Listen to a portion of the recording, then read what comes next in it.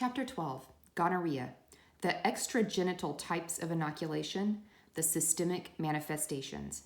The gonococcus is specific to the human race. It is impossible to give gonorrhea to any animal. The gonococcus may be inoculated readily in the eye, in the urethra of either sex, and in the female genital passages. The rectum is less vulnerable than the genitals. The mouth and nose are all but immune.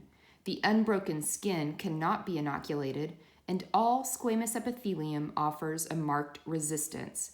Thus, the urinary bladder, the preputial cavity of the male, and the vagina of the female suffer rarely, and, as a rule, mildly from gonorrhea, except insofar as they are involved in the contiguous inflammation of the urethra, the cervix, or the vulva. That children are much more vulnerable to gonorrhea than adults is evidenced by the readiness with which little girls acquire vulvovaginitis, the frequency of gonorrheal conjunctivitis in children, and the fact that nasal and buccal gonorrhea occur almost, if not quite, exclusively in children. Extension of the disease. Gonorrhea of the eye and rectum remain localized. In the genitals, the disease extends by continuity as far as the vesical trigone and throughout the genitalia of both man and woman. The gonococcus penetrates the epithelium of the inflamed surface and excites exudation and subsequently sclerosis in the subjacent connective tissue, but it shows no great tendency to cause lesions to any depth, except when shut in by inflammatory occlusion of the orifice of a gland.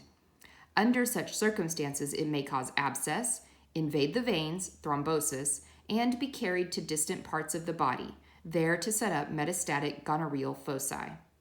Clinically, this local suppuration and general intoxication occur almost exclusively in the genitals, i.e. the urethra, prostate, vesicle, and epididymis of the male, the glands of the urethra, vagina, and cervix, and the fallopian tubes in the female.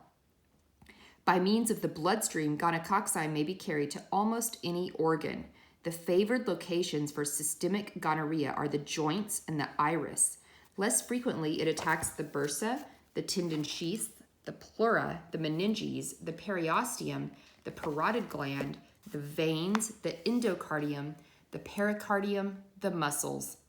Lymphatic absorption is uncommon, and gonorrheal lymphangitis and lymphadenitis rare.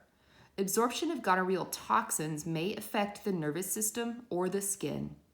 The peritoneum is not rarely involved in gonorrheal salpingitis, but gonorrheal peritonitis is extremely rare in the male.